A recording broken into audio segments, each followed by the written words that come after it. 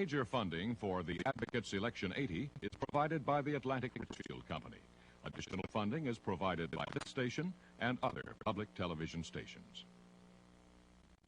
Jimmy Carter has lived with the tensions and the responsibilities of the presidency for 4 years, and he's kept us at peace. Jimmy Carter has wilted under the pressures of the presidency. We need new leadership, new strength, new direction with President Reagan. Jimmy Carter hasn't delivered on his promises, and what Ronald Reagan promises, you wouldn't want delivered. The wise, realistic vote is for the leadership and programs of John Anderson.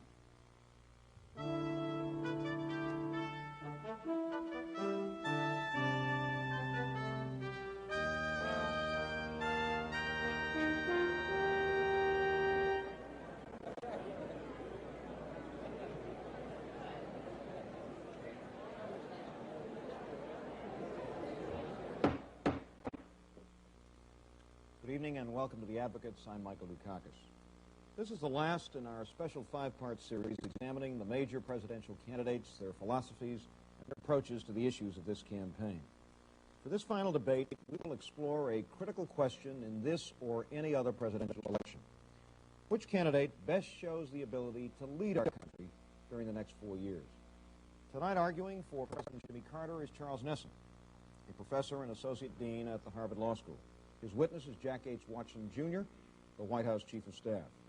Arguing for Governor Ronald Reagan is radio and television commentator Avi Nelson. His witness is Ed Meese, who is the Chief of Staff of the Reagan campaign. The advocate for Congressman John Anderson is Mitchell Rogovan, the General Counsel for the Anderson campaign, and his witness is David Garth, who is the campaign director of the Anderson campaign. What we usually get in a political campaign is a lot of information on the candidate's stand on the issues, and a personality often prepackaged by campaign managers and advisors. But stands on issues can change, and issues themselves can come and go, and new problems demand new attention. A candidate's personal qualities and skills may be more important in determining his ability to lead tomorrow than what he says on the issues today. So tonight we've asked our advocates and our witnesses to address themselves to 3 questions about these candidates. First, what are his two or three most important measurable goals for the next 4 years? What should make us think that he can accomplish those goals? And how has he demonstrated the ability to lead? For example, how successfully has each candidate dealt with issues of great complexity? And is he a good negotiator? How good are his management skills? His ability to pick the most capable people to help him? And will he be able to build support for his positions? In short, is he the best man to translate his program into reality for the next 4 years? Who is the best man to lead? Advocate Charles Nessen says it's President Jimmy Carter. Thank you, Governor. The issue tonight is the toughest one of all. What kind of man should lead our country? Now, no one's yet come up with a yardstick for character and leadership, and particularly one that will tell us how a man will act in the most lonely and pressured decisions of the White House. A possible nuclear crisis, a question of military intervention. Now, Ronald Reagan is proud of his aggressiveness. He boasts that he would tear up treaties. He advocates combativeness. He'd jump in to the most dangerous race of all, the nuclear arms race. His strategy for peace is military superiority.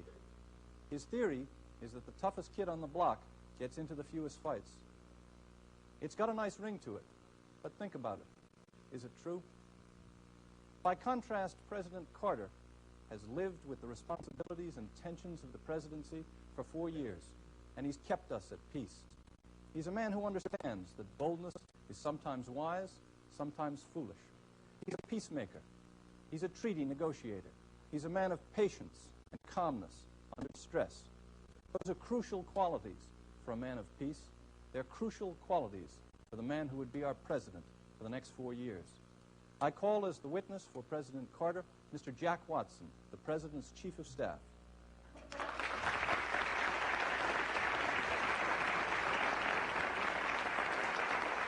Welcome to The Advocates, Mr. Watson. Nice to have you with us. Mr. Watson, you've had an opportunity in the last 4 years to observe both the man, Jimmy Carter, and the institution of the presidency. Based on that experience, what should we look for as far as personal qualities of the man who would sit in the Oval Office over the course of the next 4 years? I think we're looking for a combination of qualities, obviously. We want a man who is intelligent, able, tough-minded, compassionate, but one perhaps most of all in this complicated world of ours, who understands that we live in a complex world, who has the capacity for dealing with and understanding those intersecting complexities. The President is a place where no simple questions are ever raised, where no simple, easy issues are ever brought. I think we want a man in the Oval Office who appreciates the value of able and wise advisors and who uses them well, but who thinks for himself. We need a man in the Oval Office who understands that the presidency cannot be scripted. You cannot operate it off of cue cards. It is a place where decisions must be made and actions taken on the basis of the best advice available, but ultimately decided by the President himself. I think perhaps as important as anything else, we need a man who understands the awesome power, not only of this nation, but of the presidency itself. A man who believes, as President Carter does, in the control of force rather than the pursuit of it. I think it's a very important fact, an irrefutable fact, that in the 4 years of the President's presidency, not one single American soldier, Marine, Air Force, Navy person has lost his or her life in an armed conflict. Mr. Watson, can you give us an illustration of what you mean by the control of force rather than the pursuit of force?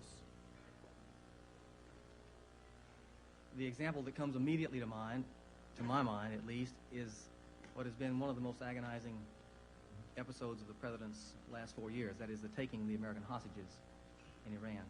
There have been all kinds of pressures, political and otherwise, for the President to take action, to act, whether the action was foolhardy and effective or not, but to act. He has, in that situation, over the course almost of a year now, exercised restraint, firmness, but restraint. He has used every economic and diplomatic and other channel that can possibly be used to secure the return of those hostages. He has agonized over it literally every day of the last 11 months. I think so far not a life has been lost among those hostages. No armed conflict has been engaged. I think they will be returned. But that comes to my mind as an exercise of his restraint rather than his pursuit of power. Mr. Watson, President Carter has recently said, "Peace is my passion, my pledge." Can you give us an idea of what the content is behind that statement? Again, the first thing that comes to mind is the President's relentless pursuit of peace in the Middle East. He put his political prestige, the presidential prestige itself, on the line when he brought President Sadat and Mr. Begin here for the Camp David Accord sessions. He went over to the Middle East when those accords seemed to be coming apart.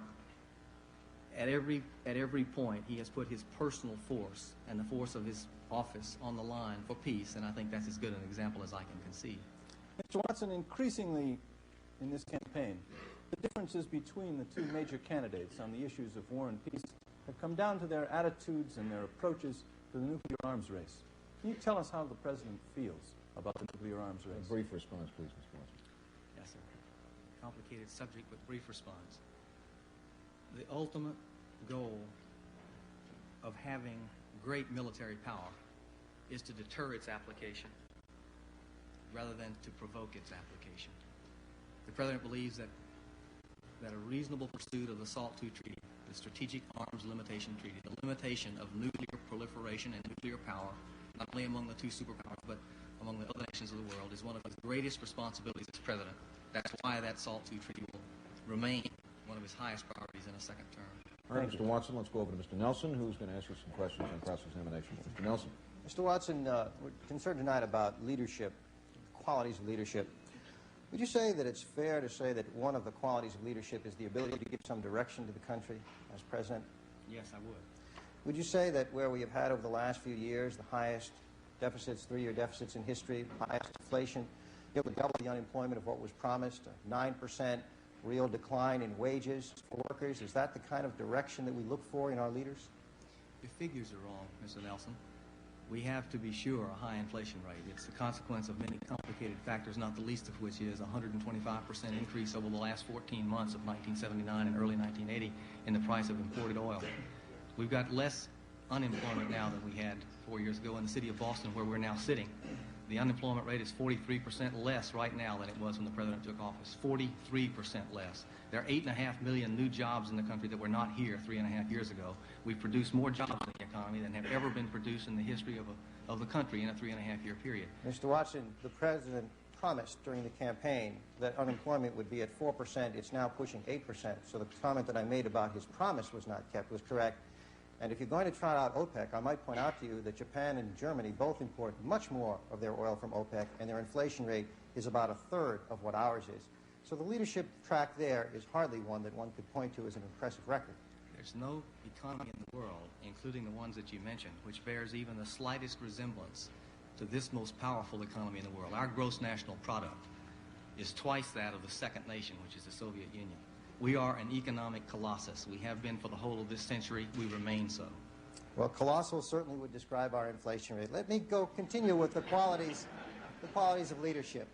Would you say the ability to inspire confidence abroad is part of the qualities of leadership we look for in a president? Indeed, I would. Yes. I was hoping you would say that, Mr. I thought you would. Perhaps I could quote you from some sources abroad. France, Le Monde says, quote, he, the President, Carter, is generally considered a good person, but not very strong, not very intelligent. The London Economist, quote, one can now believe practically anything of America's present ungovernment, unquote. Der Spiegel in West Germany says, quote, Carter's incompetence is unsurpassed in American history, unquote. And one more, Harold Macmillan, the former British Prime Minister, says that Carter's regime is, quote, the weakest American presidency of my lifetime, unquote. Would you say that Mr. Carter has lived up to expectations of leadership and confidence abroad? I would say, Mr. Nelson, that you should not believe everything you read in the press.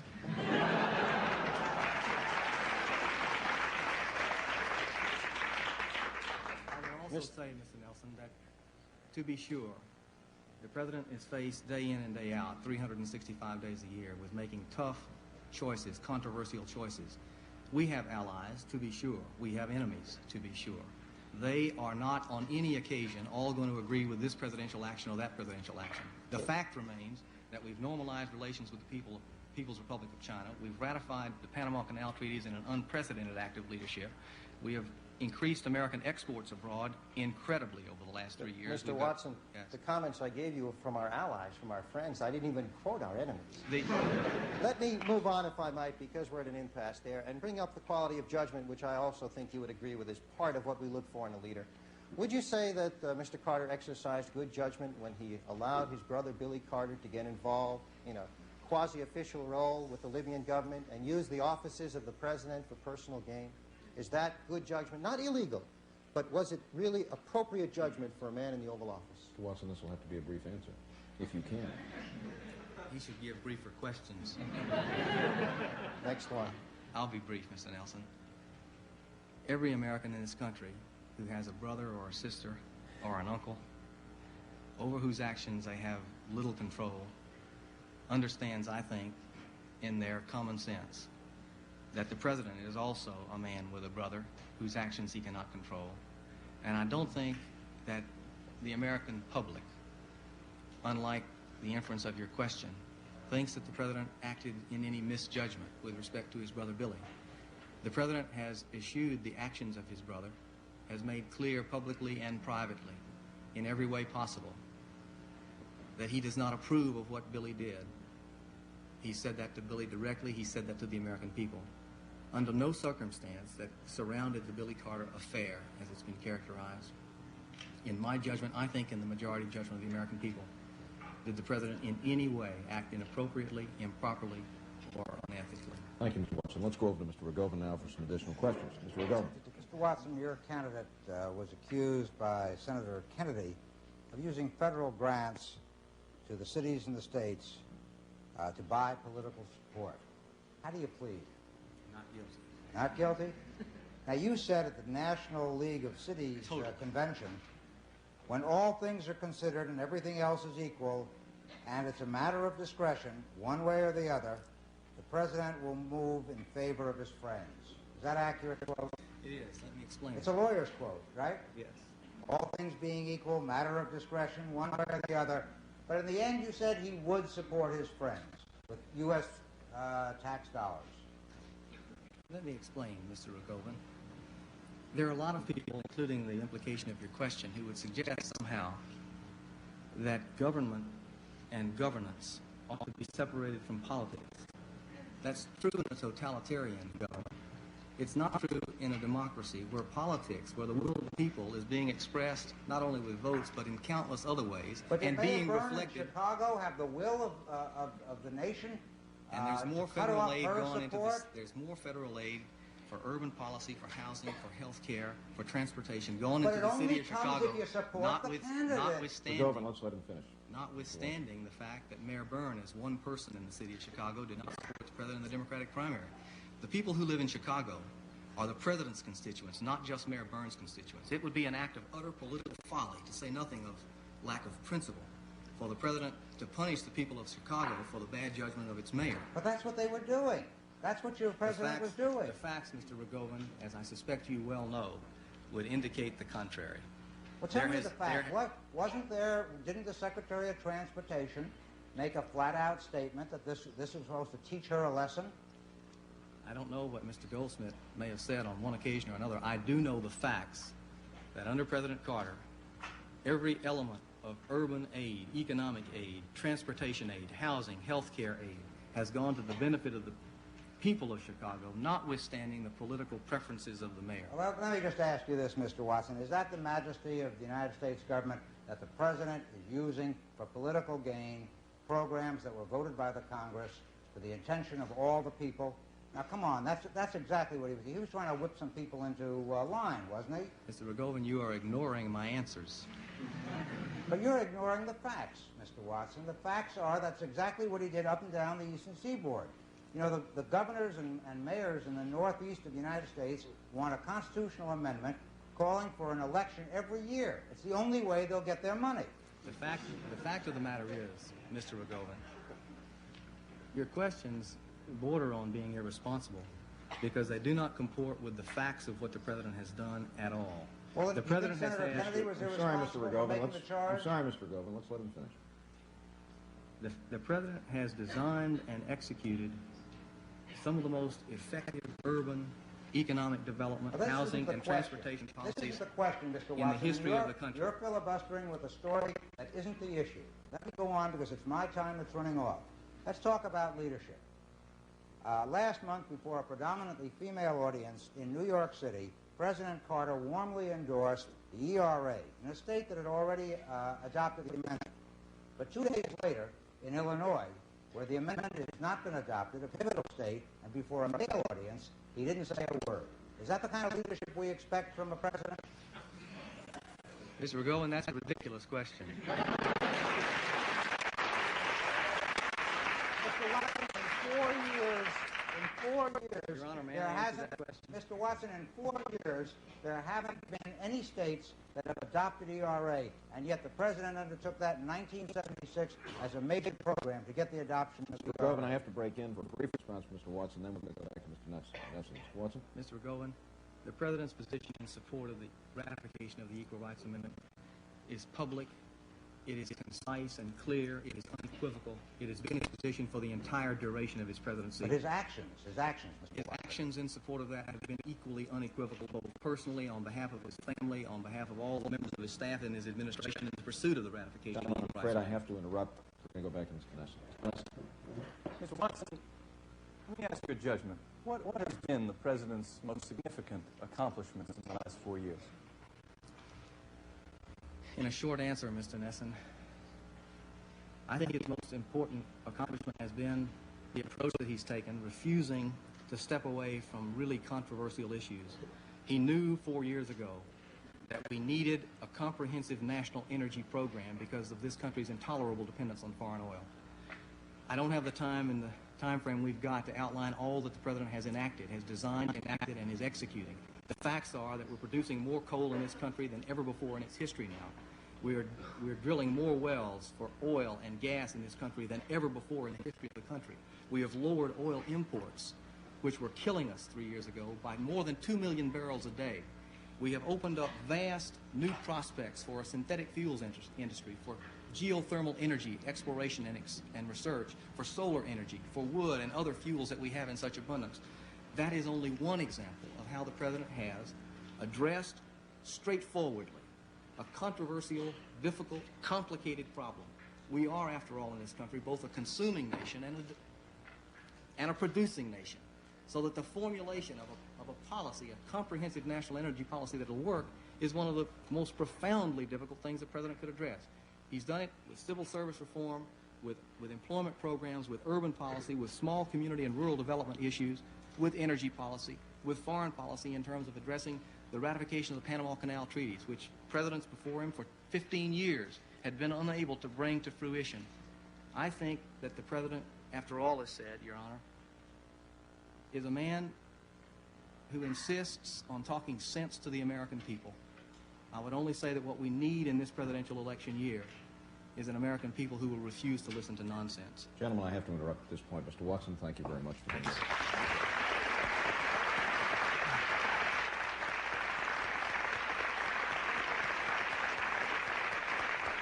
For those of you who may have joined us late, we're debating which of the major presidential candidates would best lead our country during the next 4 years.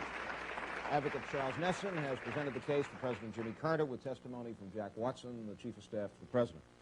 Now we're going to turn to the case for Governor Ronald Reagan and his advocate, Avi Nelson. Mr. Nelson. How do we evaluate a man for the presidency? Well, if he's an incumbent, we look at the record. If he's aspiring to the office, we review background and take a look at potential. We've had 4 years of Jimmy Carter, and I think many of us have the feeling that he is a dangerously second-rate president. It comes from two areas. One is that his first term has had more failures than successes. And second, there's a fear about the man that there's something that won't lead to an improvement in the second term. For example, it's one thing to be sorrowful about an erring brother. It's quite another thing to display the misjudgment that this brother should have access to the highest offices of the land. This is why we need Governor Reagan, a man who has a new vision of America, new ideas about policy, both economic and foreign. It is the reason that we are turning away from the politics of the past. The fact is that through the past 4 years, we have suffered under high inflation, record high deficits, high unemployment. The problems become insurmountable. It is why we are looking forward to have a rebirth, as it were. The fact is, the bottom line is that politicians are rewarded by re-election. And if we re-elect Jimmy Carter, we can expect that the next 4 years will be the same as the last 4. That's why we want to turn away from the politics of the Carter administration and move ahead with Governor Reagan as president. To help me make the case for Governor Reagan tonight, I call Mr. Ed Meese.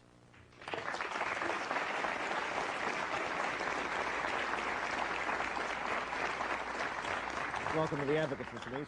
Nice Thank you. Mr. Meese is the Chief of Staff of the Reagan campaign. Mr. Meese, let me begin by the basic question. What are Governor Reagan's major goals? There are two principal goals that have to be achieved in the next 4 years.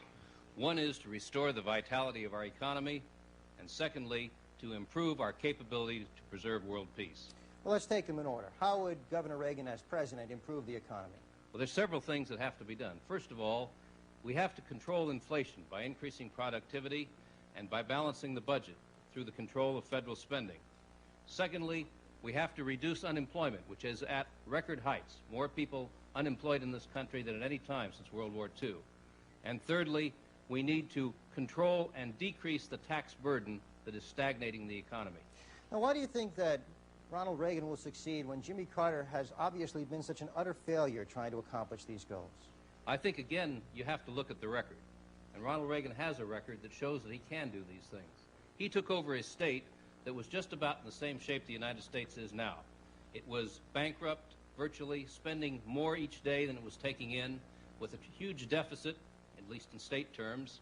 Ronald Reagan brought to the government of California a firm and effective management style. He brought leadership. He brought together the best men and women that he could find to run the government, people with ideas and the ability and experience to implement those ideas.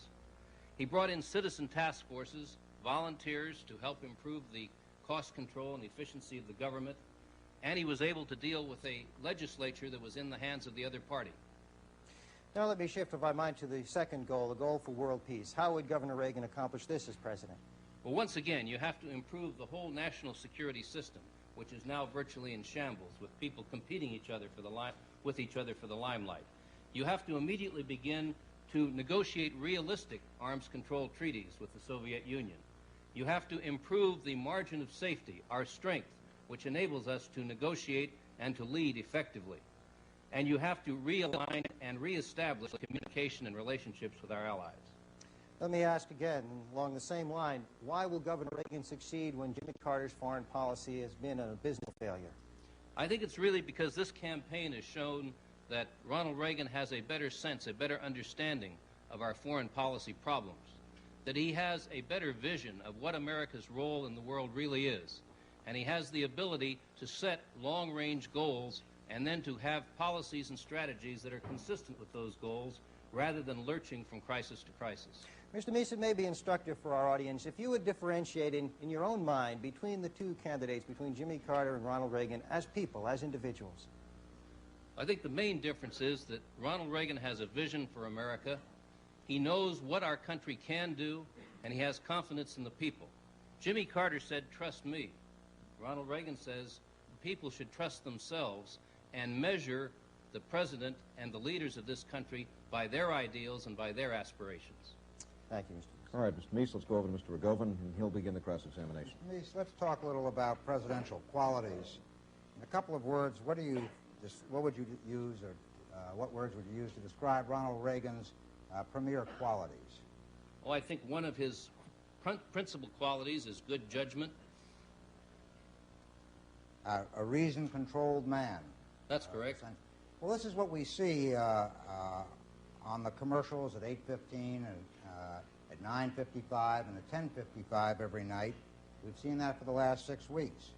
But on network news at 7 o'clock, he's often saying the damnedest things to the American public. He said that the minimum wage has caused more misery and unemployment than anything since the Grand Depression, and that all radioactive waste produced in this country could fit under his podium.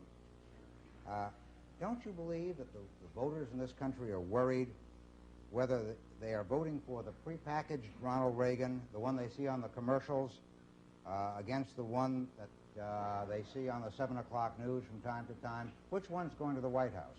Well, Mr. Rogovin, first of all, you're misquoting the governor and taking the statements totally out of context, as you know you are. However, nevertheless... Let's put him in context. No, let me finish. No, Nevertheless, please. I think it's important, Mr. Rogovin, I think it's important to say that Ronald Reagan went through the primaries and through the campaigns, standing up in front of the American people, answering questions, taking on any question that might be asked of him, and I think he's convincing to the American people, and he will be convincing in the debate next week. He will show the people of America that he is capable in terms of maturity, in terms of judgment, in terms of calmness, and in terms of rationality to hold the very important office of the president. Let's put those two quotes back in context. Good. All the radioactive waste produced in this country could be placed under his podium. Would you give me some idea of the proper context of that statement? No. Mr. Rogovin, you are taking the quote totally out of context. He never said that. He never said... He never said it in those terms. He didn't say that all the radioactive waste. He was talking about a specific type of waste in a particular situation, and I think the scientists will bear that out, that what he was talking about at the time, that was a true statement. He wasn't saying that all radioactive waste in this country could fit under a podium. He was talking about the compressed waste in this particular situation that he was talking about in that statement. Now, you know that. No, I'm not sure I do. Well,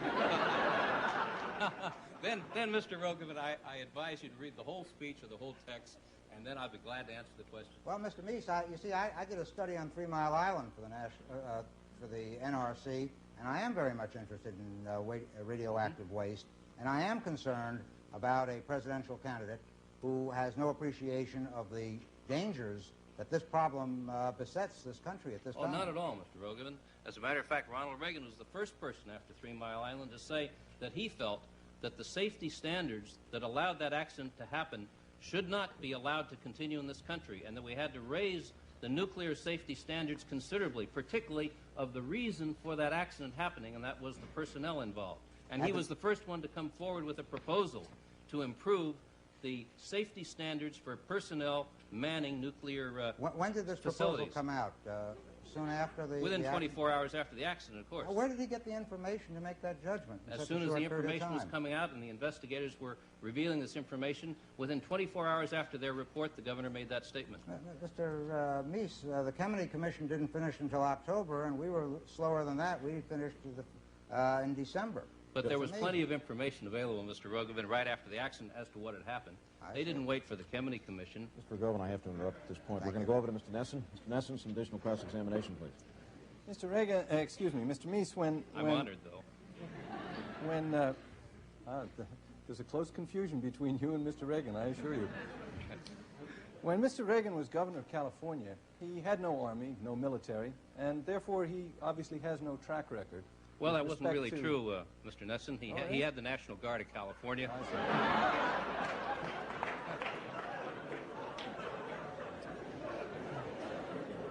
He used it very carefully.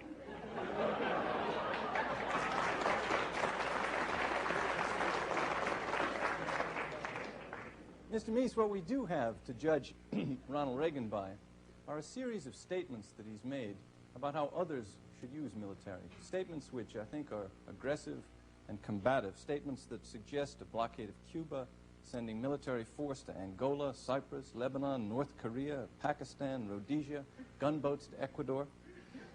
Now, with statements like that, how can you and how can Ronald Reagan convince us that he's a man of peace and a man of moderation? Oh, come on now. Mr. Nesson, you know that you're taking a string of statements, again, taken out of context and taken over a long period of time, and which were cited by the governor as possible options in most cases that had to be considered by a country such as ours, but at no time did he advocate military force in any of those situations. As a matter of fact, you can take anything out of context. For example, in July of 1976, Mr. Carter was talking about the conditions under which he would launch preemptive nuclear strikes, but I would not say that that's an indication that he would do so. I just think you're trying to mislead the public here.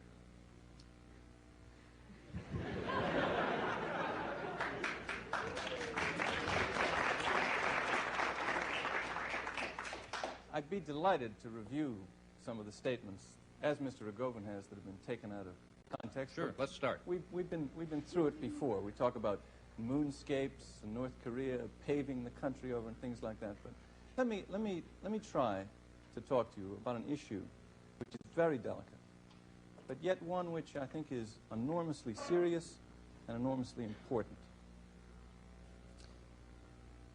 If Ronald Reagan is elected president, he will celebrate his 70th birthday within 3 weeks of the time of his inauguration. Am I right about that? That's correct.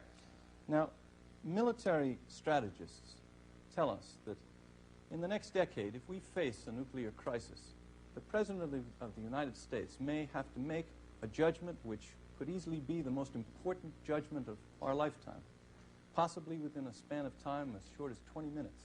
Would you agree with that? I'm sure it is true. All right, now, the question. Ronald Reagan, as a man who will be in his 70s, who we already know to be somebody who tends to work a short day, who's known to have put his foot in his mouth sometimes when he gets a little tired.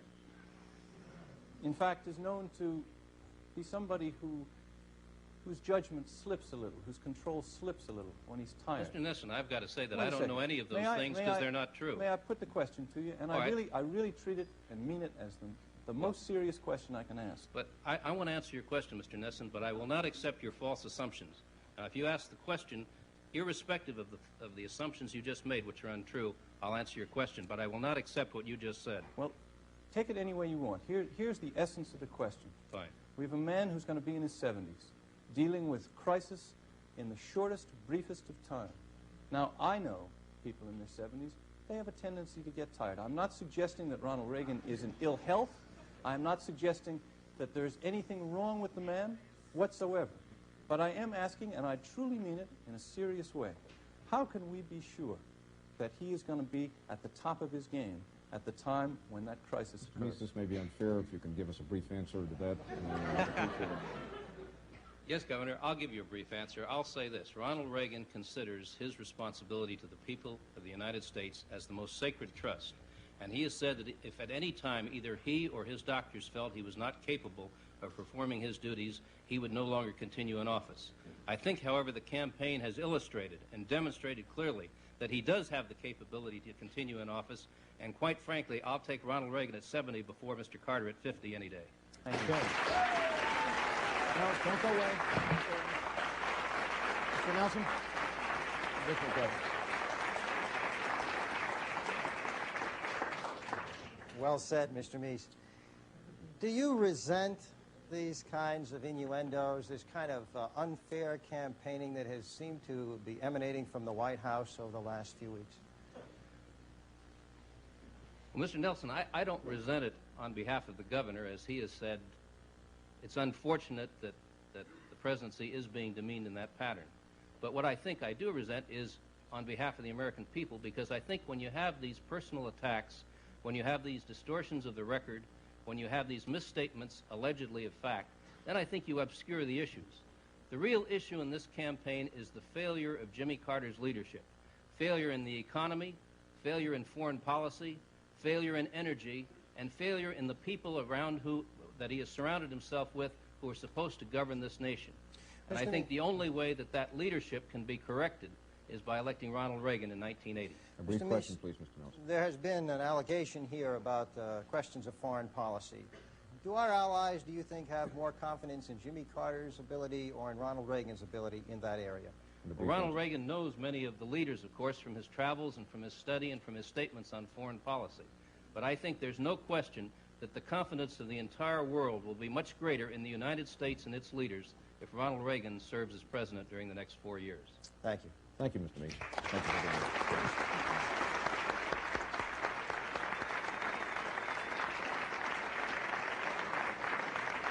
Now we've heard one witness for President Carter, another witness for Governor Reagan. Now we're going to turn to the case for Congressman John Anderson and his advocate, Mitchell Rogovan.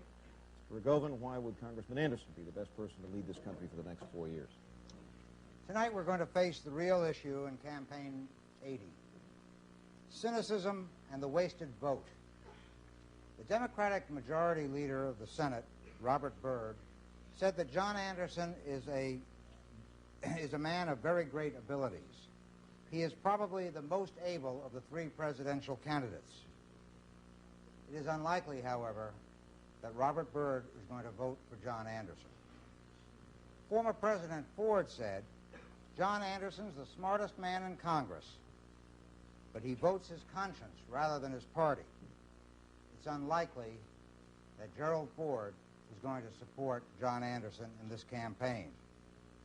This is the cynicism that infects the campaign in 1980, that individuals are voting not for the best candidate, but for the candidate because of party loyalties. Let me put to you this. Electing a president should not be an act of resignation. It should be an act of conscience. And to help me demonstrate this, I call David Garth, the campaign director for John Anderson.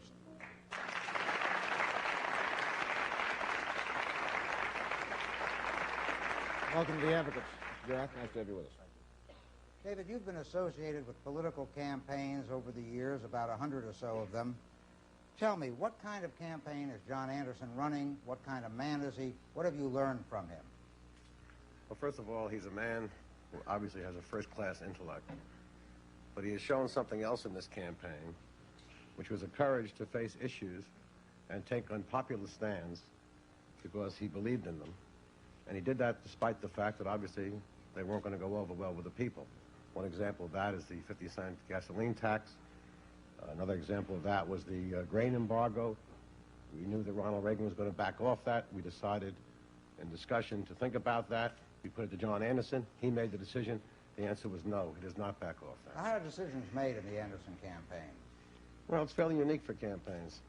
It's a campaign in which the candidate really does make the decisions. He talks to advisors. He listens to a lot of people. But in the final analysis, he makes the decisions. Our platform is certainly, God knows, long enough to read. It's 317 pages, I believe, and it's heavy enough to carry. John Anderson read every word of that. He was a part of it, helped create it, and can stand by it. And I think that the basic problems in America today take that kind of leadership, that kind of facing of reality. Well, let's talk about realism. That seems to be the hallmark of the Anderson campaign. What are the measurable goals of an Anderson administration? Well, I think that obviously the economy, which everybody's mentioned tonight, is a problem. I think Anderson is in the best position to do something about it. His position on the MX missile, $100 billion, he's against it. His position on the $30 billion tax cut that Mr. Reagan's been talking about, he's against it. To provide enough money to do some of the real things that have to be done in this country and eventually to have a balanced budget. In the area of peace, once again, he is against the missile, which both President Carter and Mr. Reagan are for. He's for a conventional force that works so that we're not stuck with the kind of choice that a president has today in this country of capitulation or potential annihilation, something called reality again. I think he understands foreign policy. He spent 4 years in the Foreign Service. And I think the man's a leader. Let me ask you this. He's a leader, all right, but how come he isn't a team player? Why didn't he swallow hard, like so many others did, and support the candidate of their political party? Well, I think you're coming to a problem that I think is one of the basic problems in America today, is what really has hurt this country most seriously, not an independent candidacy, but the fact that 50% of the people in this country don't vote, and the other half that do vote are cynical about that vote. When you have someone like Teddy Kennedy beating Jimmy Carter's brains in on most of the issues, calling him a clone of Ronald Reagan and then embracing him, or if you have a George Bush forced to embrace a platform in which he doesn't believe in half of, and everybody in this country knows it, all the reporters know it, all the politicians know it, this kind of cynicism that happens in public because the media now covers campaigns. In the old days, they never saw it. You never knew what happened in a primary. They weren't really covered. Today, you see it. So that Teddy Kennedy's embrace of Jimmy Carter at this moment doesn't go down well. The same thing with George Bush running on a platform that denies ERA. There's a sense of prostitution in that, and it's turning off the system. And I think that's the kind of danger we have, and that's the reason why John Anderson just didn't play ball. Well, why didn't he, in the terms of politicians, simply go fishing for this campaign, not be available? Well, I just don't think that John Anderson is the kind of man who does that. He spent 20 years in the United States Congress. He spent 4 years in the Foreign Service. He went through the Second World War as an enlisted man, went through war and saw it firsthand. I think he loves this country. The reason why many people are working for John Anderson without compensation across this country is because they believe as he does.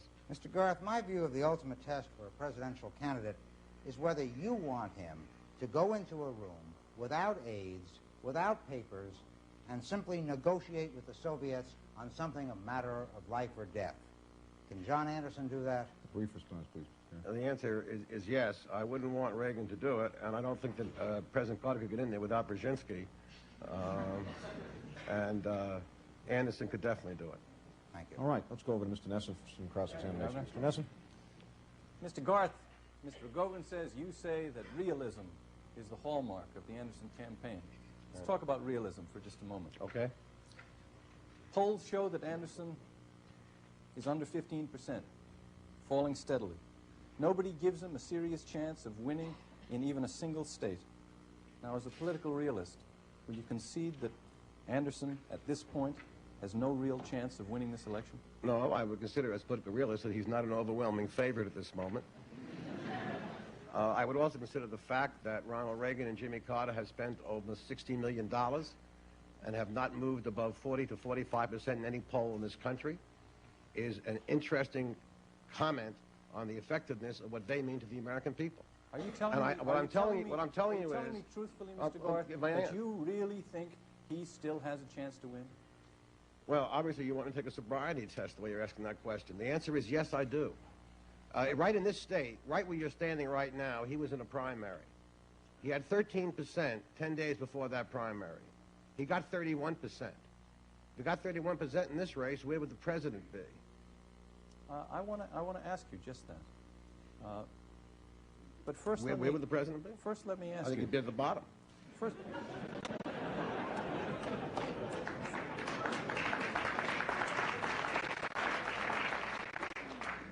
Well, if you insist.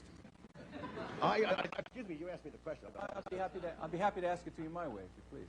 If we can get a question and an answer, that would be helpful. Thank you, Your Excellency.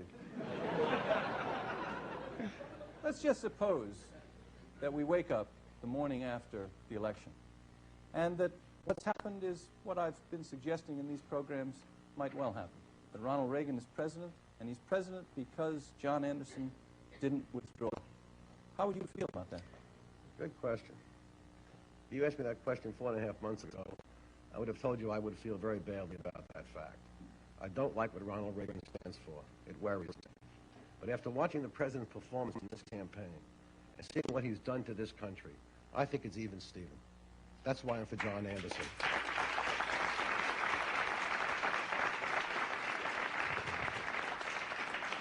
Are you telling us, Mr. Garth, that you don't see any real differences between these candidates on the ERA, on the Supreme Court appointments, on attitudes towards the oil companies, on the environment, on conservation, on the arms race, on all the things that John Anderson supposedly stands for? Oh, I see some differences, but I also see an awful lot of agreement. You mentioned the ERA, something that John Anderson is for and has fought for and will fight for. And Reagan is against. Reagan is against, and Jimmy Carter is for it.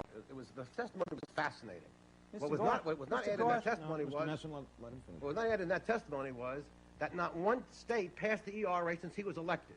Now, if he's the president and he's running this country, then you lead this country. He did not lead the country on ERA. He did not lead the country on energy. He did not lead the country on the economy. Fact. Let me see if I understand that position then, Mr. Garth.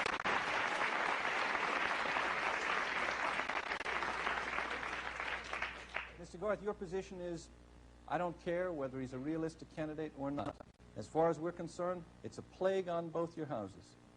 No, I think that's very unfortunate when you are standing with a candidate, an incumbent president who's just spent $30 million in a campaign, running around 38% of the vote, and you're talking about a John Anderson running around 15% of the vote, and you're talking about a country in which 25% of the people are definitely undecided, and the other half of the people that are voting for Carter or Reagan are not happy with their choices.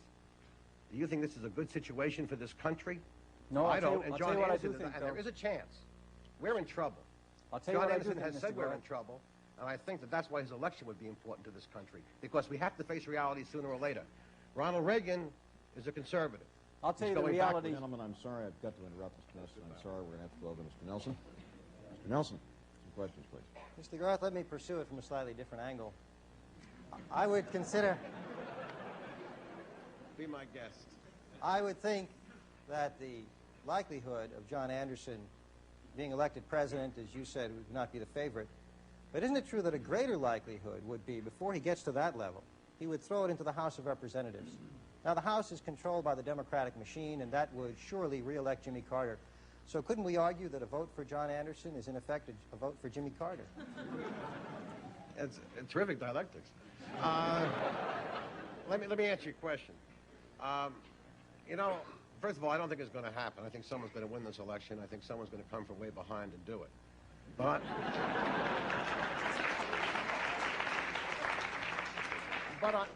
on your supposition, I will tell you what I personally feel, having spent my lifetime in politics.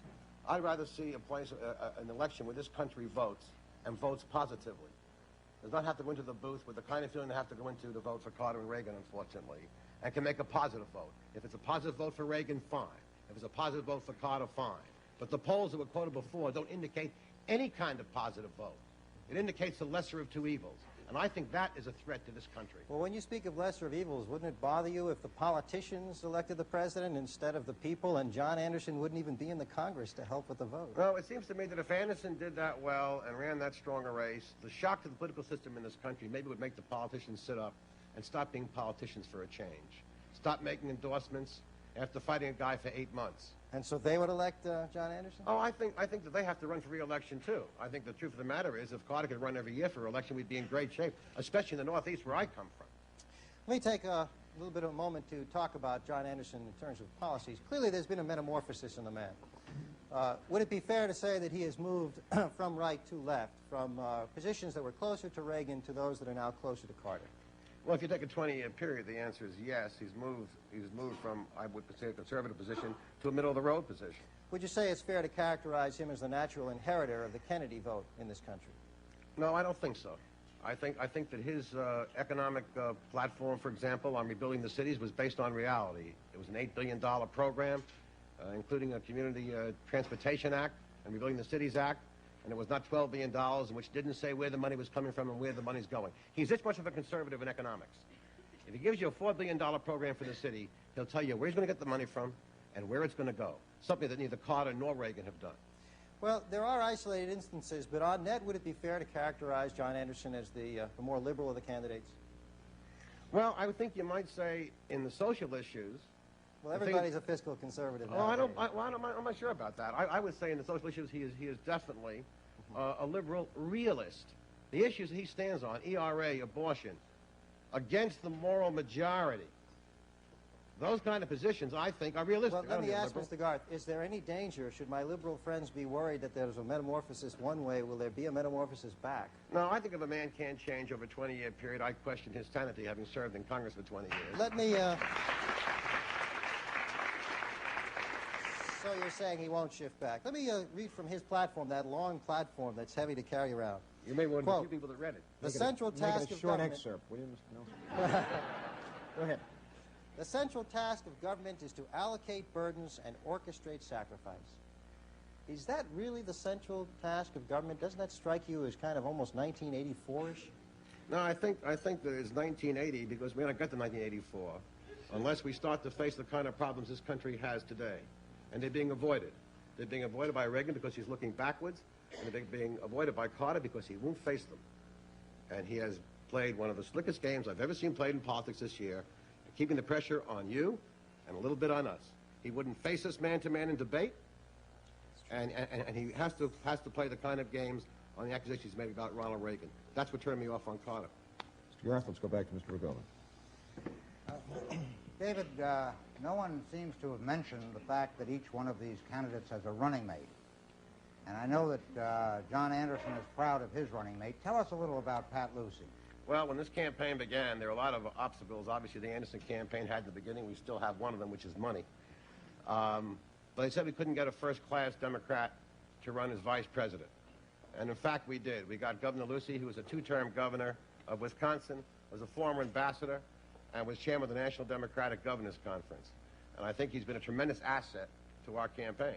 I think the other goals, by the way, being on the ballot in 50 states, yes, you can vote for John Anderson in 50 states. He's there. Please do it. One other question. I'm surprised you weren't asked by my confreres here, but how would a Anderson coalition govern? A very brief answer, please, Mr. Garth. Well, the brief answer is well. I think in all fairness, he would have a better chance of running this country than either Carter or Reagan for a very simple reason. When a Carter or Reagan wins, everything falls into line. There are givens. The president must deal through a party structure or fight against his own party structure.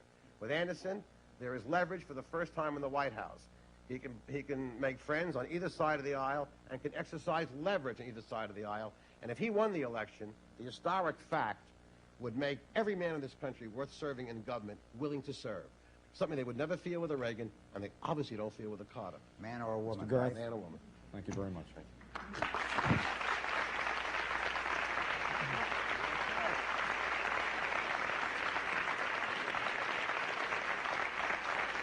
and gentlemen, this is the time in our program when each of the advocates has an opportunity to give us a brief closing argument, and we will begin with Mr. Nesson. Mr. Nesson. Thank you, Governor. In each of the programs in this series, I've stressed two primary themes. First, the enormous difference between these candidates, the major candidates, on the major issues. Issues of nuclear arms race, nuclear power, the environment, ecology, conservation, women's rights, to name just a few. Carter has had some significant successes in his term as president. He'd also be the first to say that he's had some significant setbacks. Nonetheless, his policies are solid policies, soundly in the tradition of the Democratic Party. And the man is sound and solidly in the tradition of Democratic leadership. The second theme that I've stressed deals with the candidacy of John Anderson. I have insisted, I continue to insist tonight that a vote for John Anderson is a vote for Ronald Reagan.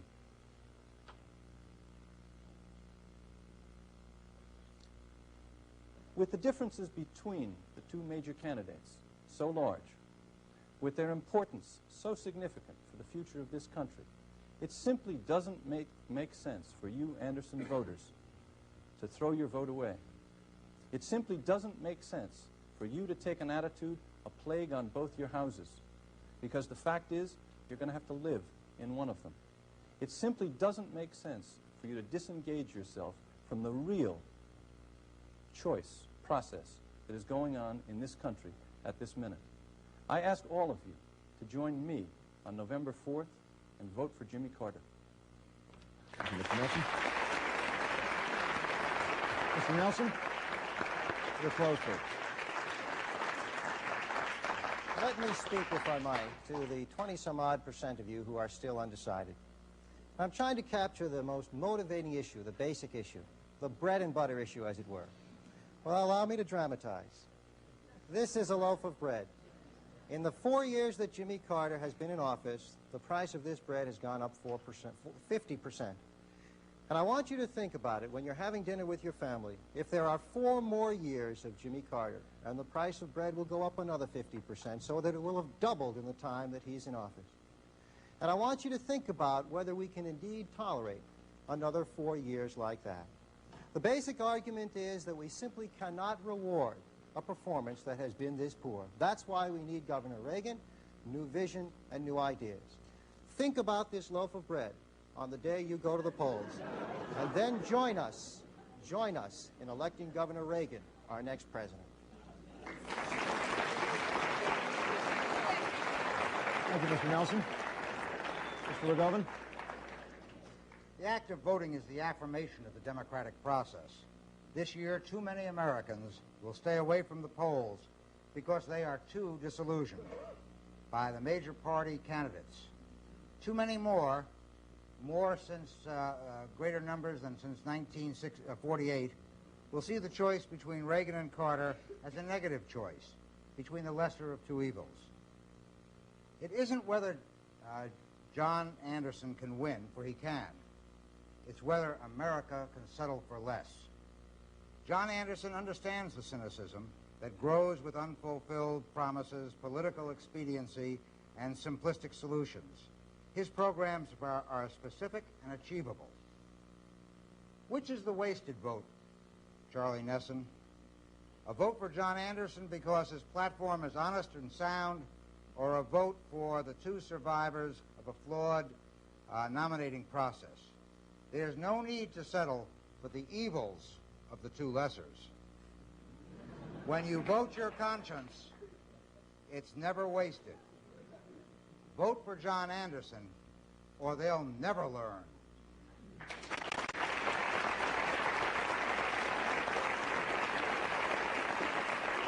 Thank you, Mr. Legovin. That brings us to the close of tonight's debate. I want to thank our advocates and their distinguished witnesses and our hosts at Kennedy School of Government here at Harvard University. Thank you all very much, and good night.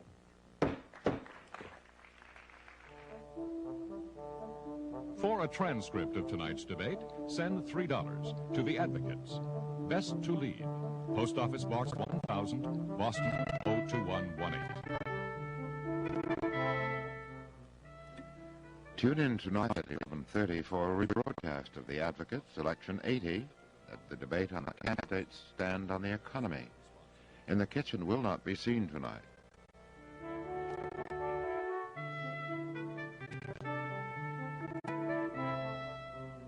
Major funding for the Advocates Election 80 is provided by the Atlantic Richfield Company. Additional funding is provided by this station and other public television stations.